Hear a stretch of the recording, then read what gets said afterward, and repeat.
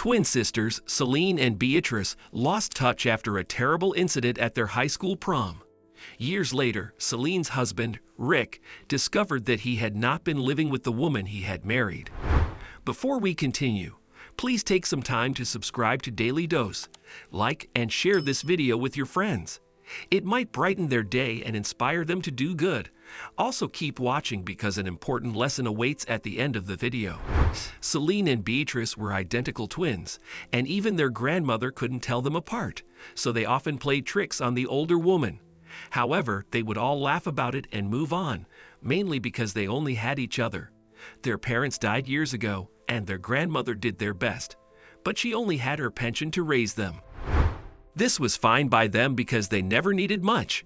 They shared clothes, shoes, and everything under the sun. However, they started growing their own personalities in high school and enrolled in different classes. Their school was huge, so most of the students and some of the staff had no idea they were twins. Some only knew Celine and others only knew Beatrice. This gave the girls an advantage. Sometimes they would switch places for a few classes and enjoy tricking their classmates. No one ever noticed, and it was good fun for the girls until they turned their tricks on each other. "Would you like to go to prom with me?" Rick asked Beatrice, and she nodded her head many times eagerly. The people around them clapped, and everyone seemed happy, except Celine. When she found out about it that night, she cried into her pillow, hating that her sister had been on Rick's radar before her.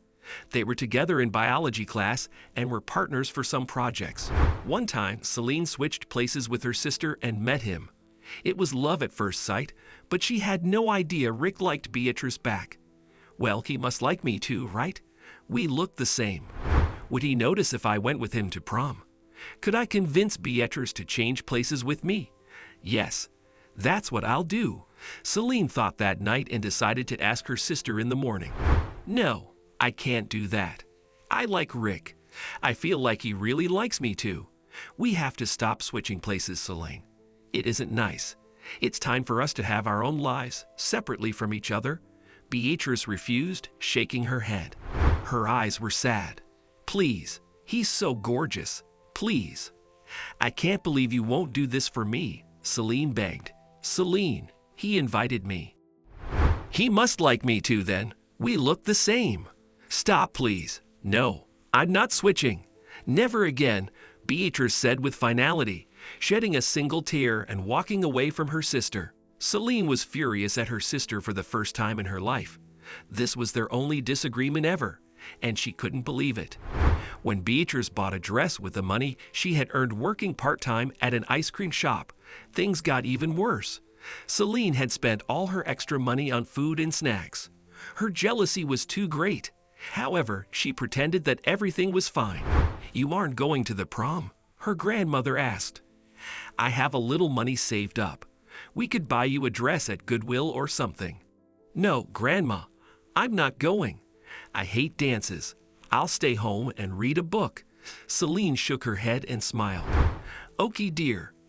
I'm playing bridge that night with Mrs. Figgins, so you'll have the house to yourself." "That sounds cool, yeah." Her grandmother laughed, and Celine nodded. That night, their grandmother left early for her bridge game, and while Beatrice was in the bathroom getting ready, Celine did something crazy. She grabbed a chair and arranged it on the door handle so it couldn't open. Her twin sister would not be able to get out of the bathroom. Then she rushed to their room, grabbed Beatrice's dress, got dressed, and did her makeup. Celine, Celine. There's something wrong with the door. Celine, help me. Grandingue, someone. Beatrice kept yelling, but Celine swallowed thickly as she finished her makeup, put on her shoes, and ignored her sister's desperate screams. Once outside, she couldn't hear anything, so Celine dashed into the night to meet Rick for the prom. She pretended to be Beatrice the night, but it didn't matter. Rick was holding and dancing with her. They even kissed at some point. Things got a little heated in his car when the party was almost over, and it was magical. Any shed of guilt was swept away at that moment. She didn't care. She deserved this night, and Beatrice would have to forgive her. However, when she got home that night, her grandmother was waiting in an armchair. "What did you do?" she asked, her arms crossed and her expression sour. "Nothing, Grandma. I'm back from prom." "It was awesome," Celine said, smiling as if nothing had happened. "Celine, tell me everything right now," the older woman demanded, getting up from the armchair. "Grandma, I'm Beatrice," Celine mumbled, lying because her grandmother knew this was Beatrice's dress. "Stop it. Your sister came home crying, saying you stole everything from her," the older woman said. Celine sighed. "Fine, but I liked Rick. I wanted to have this one night. He thought I was Beatrice too, but it's all right. I'll tell him at some point, and I'm sure it'll be the same. We look the same," she justified. "It's not fine. It won't be fine. Your sister is gone." She packed a few bags and told me she was leaving forever. Celine, her grandmother, crossed her arms again. "What?" Celine scoffed. "That's crazy. She's just emotional. She'll be back." The older woman shook her head and wet her lips simultaneously. "You just lost your sister, all for a stupid boy. I hope you're pleased with yourself. This will haunt you for the rest of your life," her grandmother said, and went to her room. Celine rushed to her room and saw that her grandmother had not lied. Beatrice had emptied her clothes, shoes, and the few things she owned. "No, this can't be happening. She'll be back. Where would she go?" she asked herself, and her hands started shaking as she sat on the bed. Beatrice didn't return. She was gone for good, and no one knew where. But a few weeks later, Celine discovered she was pregnant and was shocked when Rick asked her to marry him immediately. "Our kid needs us together, B. We can do this. Let's get married," he said so brightly and beautifully. It hurt Celine's heart that he still thought she was Beatrice, but it didn't matter now. Nothing mattered except her child. She was pregnant, not Beatrice, and she had to do what was best for her little family. "Yes," she answered. They got married in a courthouse, and her grandmother refused to come. She promised never to say anything for the sake of Celine's child, but she would not support her in this. Celine thought it wouldn't matter. Her new family was all she needed, but 4 years later, she was forced to beg her grandmother for some information, which led her back to Beatrice. Then, she had to ask her estranged sister for the biggest favor of all. 10 years later. "I'm sorry for your loss, Mark. It's terrible," Rick told his close friend, who had just lost his father. They were at the cemetery and had just watched the casket lowered down. "I can't believe we're at the age where we attend these things. It's insane." Mark shook his head and looked at his friend with solemn eyes. "I'm going to stay here for a while. I need to be alone." "Sure, man, but I'm just a phone call away. My wife has already added your favorite casserole to your fridge."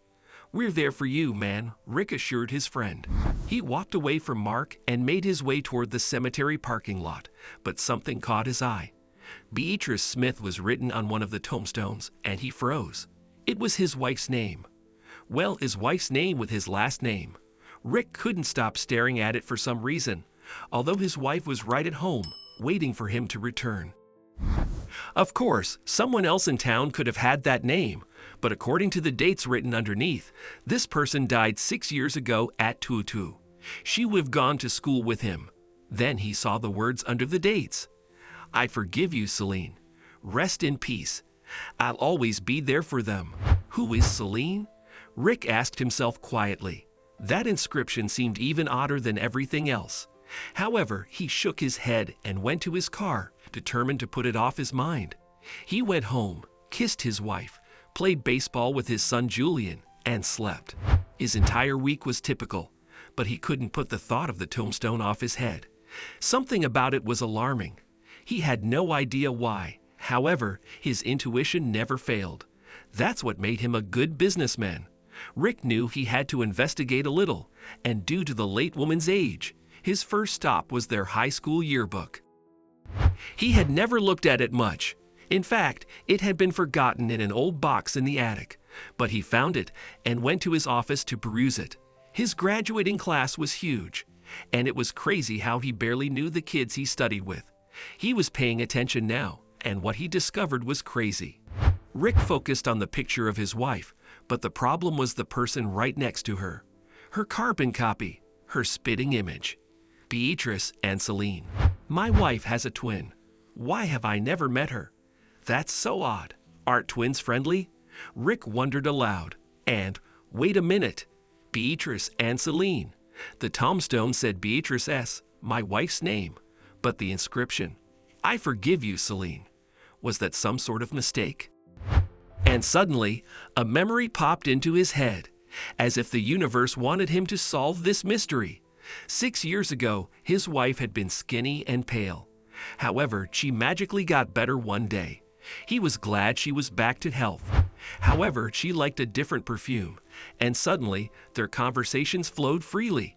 She was hesitant to touch him for a while though, which was odd. But their intimacy was restored somehow, and it was the best time of his life. Even the way she kissed was much better, and it was like Rick fell in love all over again. That's why he hadn't given it much thought when she was suddenly interested in biology documentaries, unlike before, and how she suddenly loved shrimp, although she had hated them. None of that mattered because he was more in love with his wife than ever. But what if? Rick muttered, alone in his office still. Honey, what are you doing? Are we going out to dinner with your parents? Beatrice spoke from the doorway. She was arranging her wristwatch and smiling at him. Beatrice, who is this? Rick asked, his face revealing his confusion and consternation. What are you talking about? What is that? She asked, confused. Our yearbook. Who is Celine? Rick continued. Beatrice's stiff body and her blank expression showed too much. Rick was too shrewd not to notice. She hesitated, and that was all he needed. Are you Celine? What's going on? Who is buried at the cemetery? He demanded, jumping from his desk chair and slamming his hand on the table. Are you my real wife? Beatrice raised her hands. Please, calm down. I'll explain everything. Please, the whole truth. Sit down and talk. I won't tolerate even a little more lie, Beatrice or Celine or whatever. Rick snarled and sat back down. Beatrice sat in front of his desk. Let's begin in high school. She started and told him everything about prom, what Celine did, and how she ran off into the night. A few minutes later, Rick was just as confused.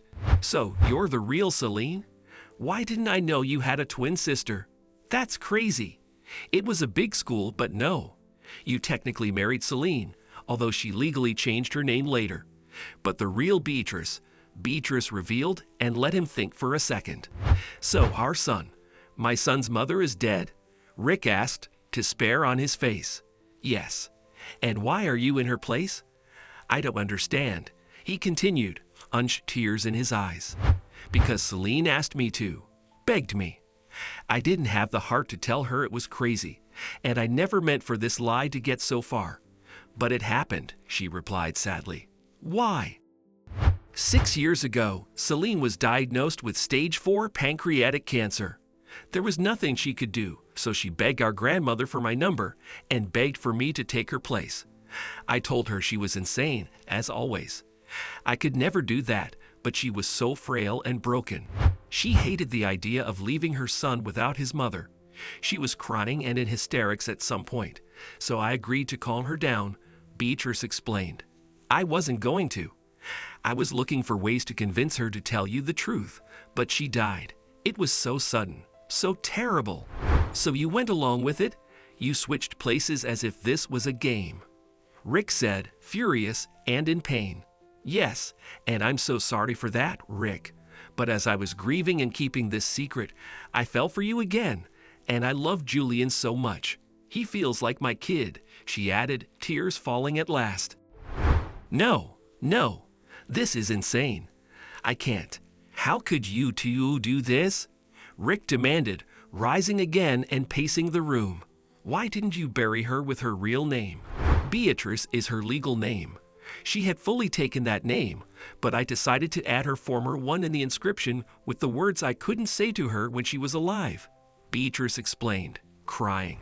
She begged me for forgiveness while begging me to save her family. I thought it was better to keep her wish. I can't even look at you. What am I going to tell Julian? This is unbelievable.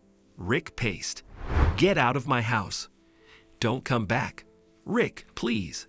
Listen, I know it was wrong, but there's something I have to show you. I don't need to hear or see anything else from you. Leave, he screamed, and Beatrice rushed out of his office. She grabbed what she could from their room, but right there in their bed, she left what she needed to show him. A letter from Celine with the truth and why she did everything.